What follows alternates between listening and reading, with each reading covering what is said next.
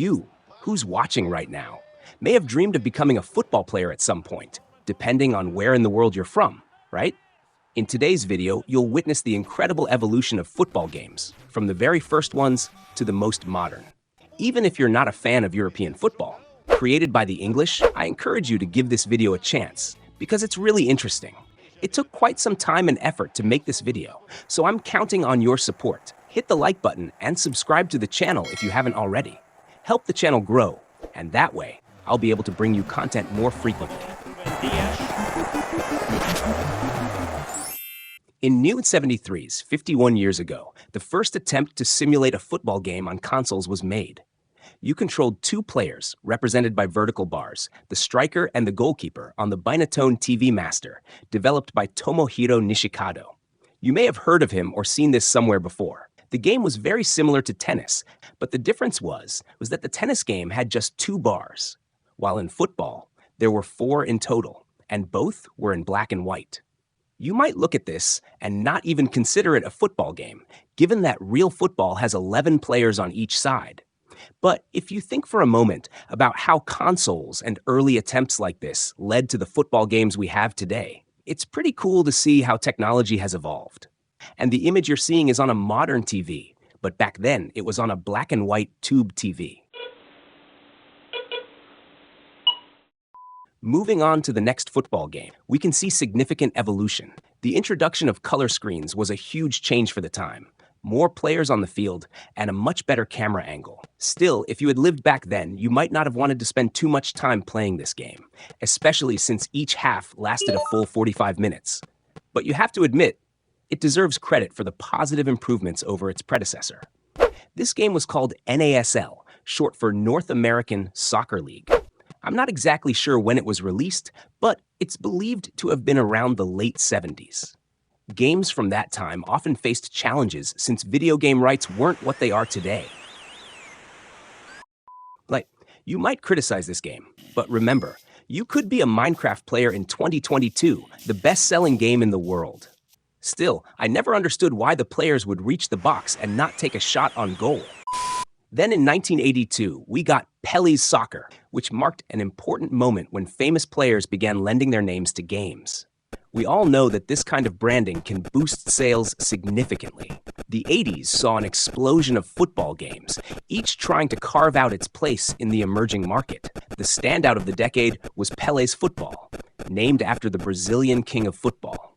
The visuals were terrible, the sound was even worse, and the players didn't even look like footballers, with all of them being controlled simultaneously, chasing after a square ball. But hey, at least this one had a goal celebration, right?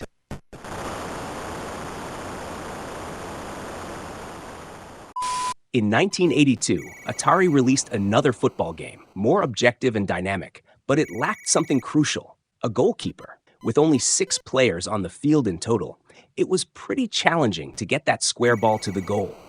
The opposing team always ran faster without the ball, and the score lines were always high since there was no goalie. Like the previous game, you controlled all 3 players at the same time. There were no fouls, penalties, or even throw-ins. Forget about goal kicks. No one wanted to catch that square ball. If you thought those games were unplayable, I think your opinion is about to change. Tehkan World Cup brought many innovations and far more advanced performance compared to its predecessors. Released in 1985, it was developed by Tecmo for arcades. Its vertical gameplay was the first to really get gamers around the world shouting "Goal!" The game's graphics were much better, and alongside the score and time displayed on the screen, there was even a small field showing player positions. Tiny, but still, it was there. Plus, the ball could now go out of bounds. The color was much better. There was music, the square ball was gone, and players could even volley. You might not know this, but there was a new type of control called the trackball for arcades, similar to the ball on some computer mice, used to control the players. The game was set up with 2 players facing each other on a horizontal arcade cabinet to simulate a more realistic experience. It didn't catch on, but it was a pretty innovative idea.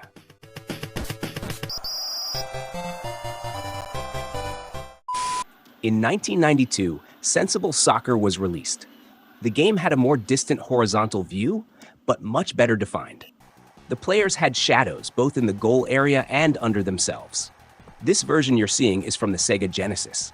Notice how the ball moved freely across the field, no longer stuck to the player's feet, which made the game feel more realistic. This game was ported to many platforms. You could choose national teams from the World Cup and hundreds of other teams. Later on, it was even released on Xbox in HD. I've never played it, but if I get the chance, I'm definitely going to test it out. Just look how nice it looks on the Xbox One X. On the PC engine came Formation Soccer Human Cup 90. Here we could already see player formations and a frontal viewing angle.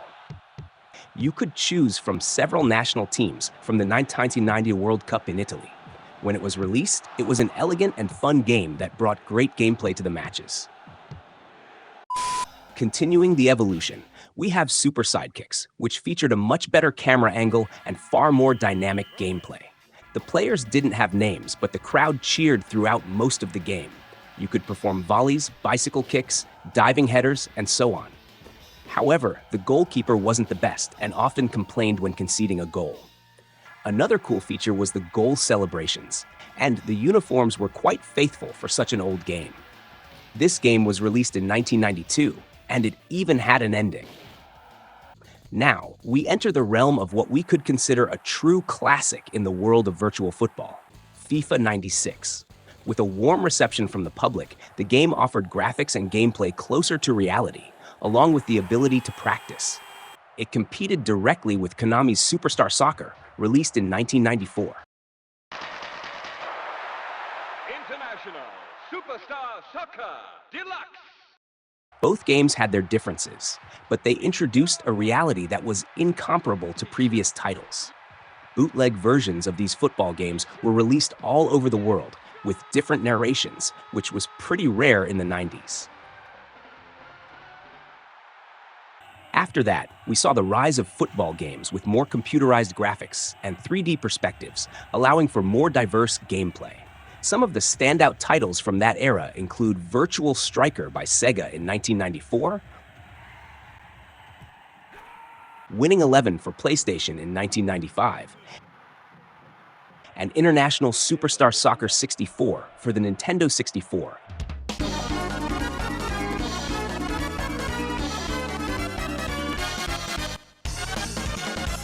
International Superstar Soccer.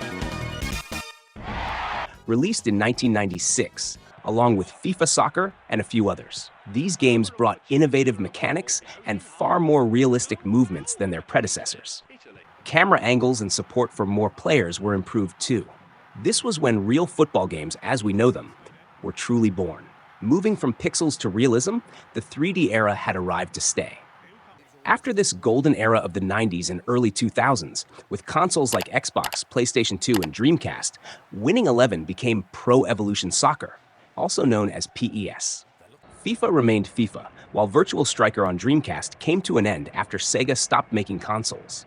As a result, PES and FIFA became the main rivals, continuing to compete to this day, releasing very similar games each year and still selling well. The graphics improved as console generations advanced. FIFA is still produced by EA Sports, and the old Winning 11, now known as eFootball, is produced by Konami. Today, you can play these games online for even more fun. Of course, when you're not up against a player who disconnects the internet cable when they're losing. There are so many innovative features in football games today, like player names above their heads, selling players, creating teams, and much more. All things you're probably familiar with. That's why I've condensed the rest of the video so it doesn't get too long. When you stop to think about how football games started and where they are today, it's mind-blowing.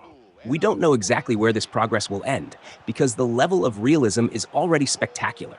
I can't even imagine, looking at football games from the 70s, that they would eventually reach a point where people can't tell if what's on TV is a real game or a video game. Before wrapping up, I know I left out many football games in this video, but if I mentioned them all, it would have been much longer. So don't be upset if I didn't mention a game that marked your youth. Just take this chance to drop a comment below with a football game you liked or still like that I didn't cover. I respond to every comment, and that way, we can interact. A special thanks to you for watching the video all the way through. Don't forget to like and subscribe so you don't miss future videos. It takes a lot of work to make videos like this.